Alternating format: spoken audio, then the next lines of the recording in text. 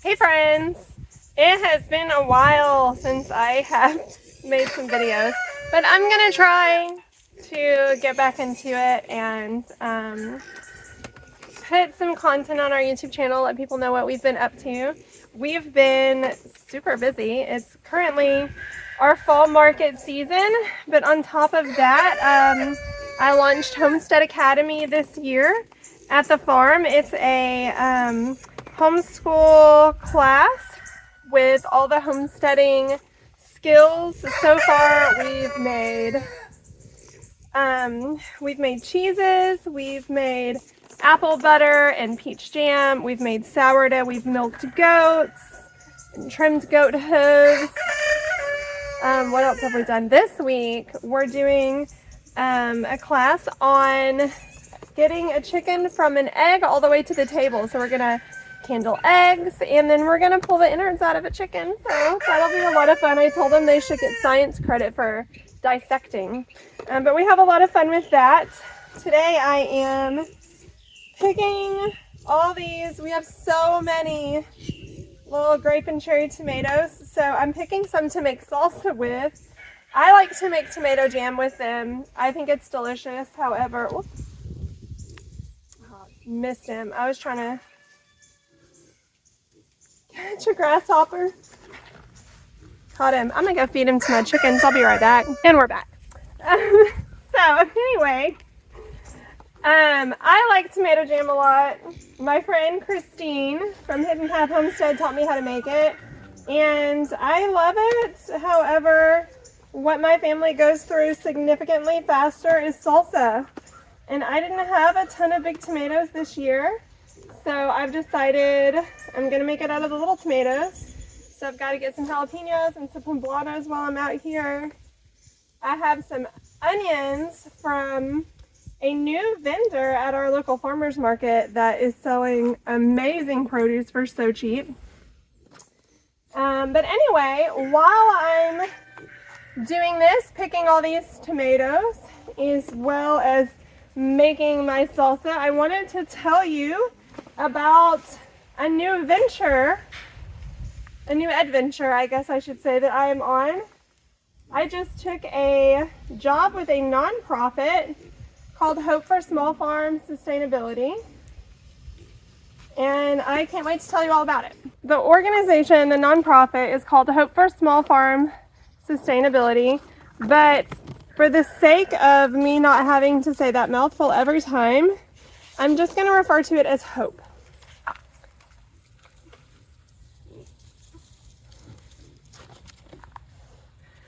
So they started down in the valley in Harlingen, Texas, and have been going strong there for a while. They have a website. I'll put a link in the description for you so you can see what all they're doing there.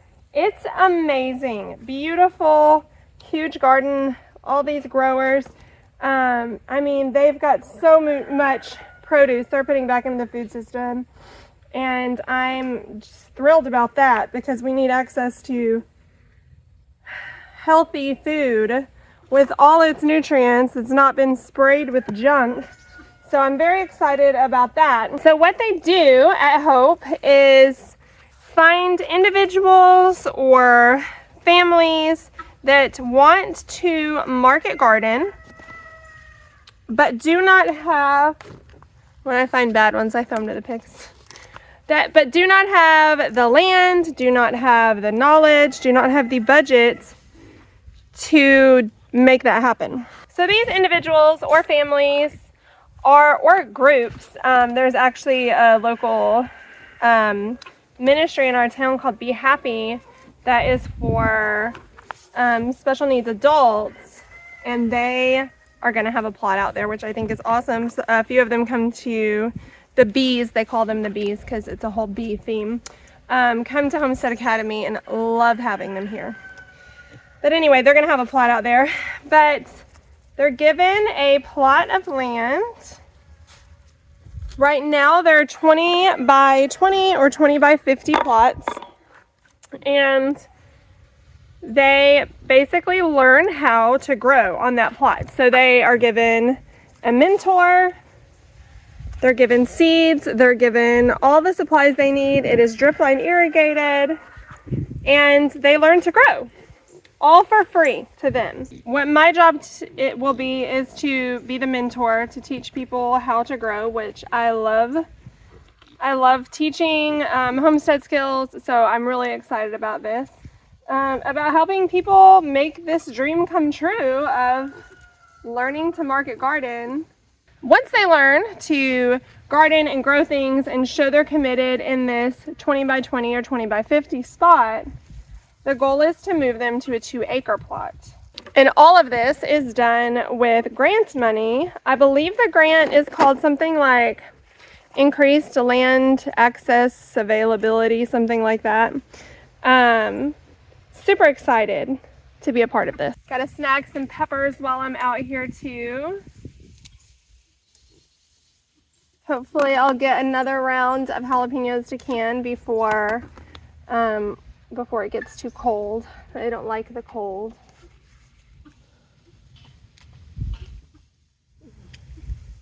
But these are looking yummy.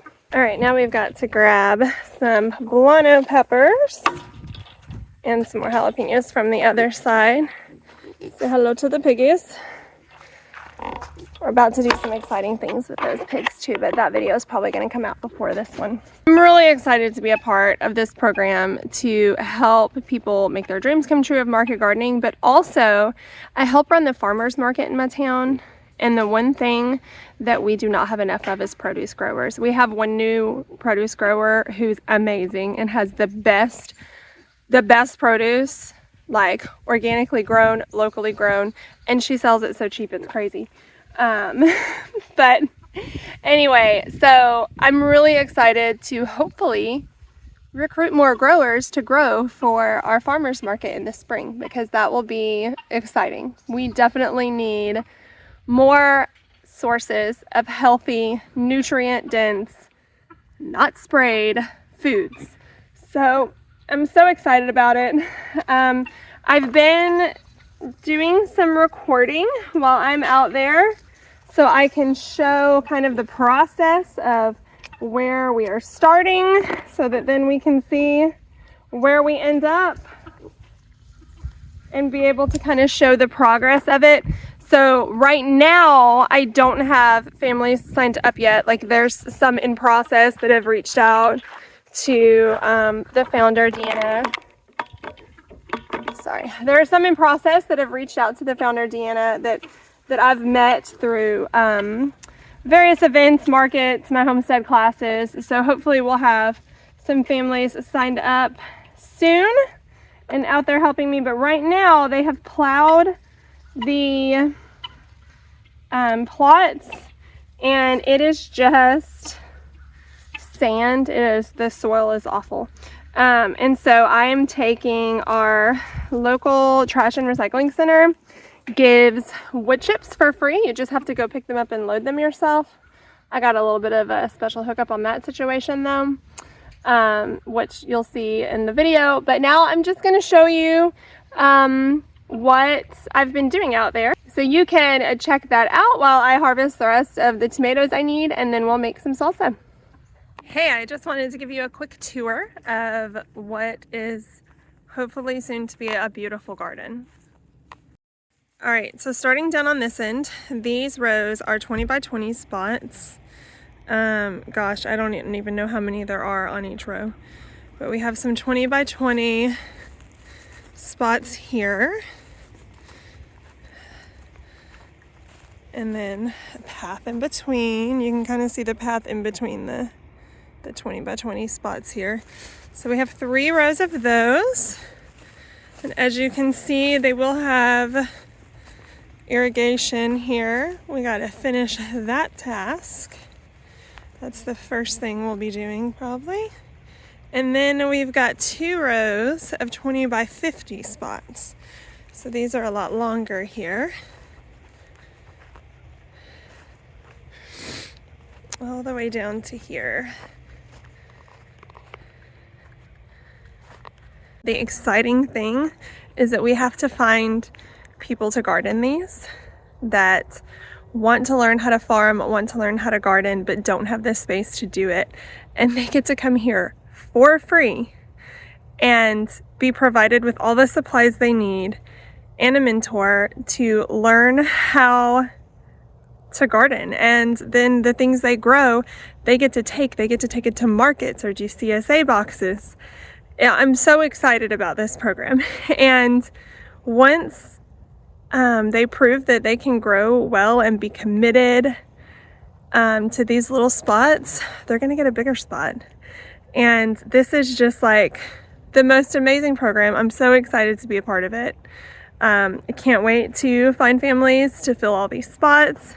So if you are interested in learning to garden and need a space to do it and turning that into income, give me a call. All right, so it's my first official day on my new job with Hope. It's technically called Hope for Small Farm Sustainability, but for that being a mouthful, I'm just going to refer to it as Hope. So I loaded up the trailer, which we have like a little short trailer. I cannot back it up.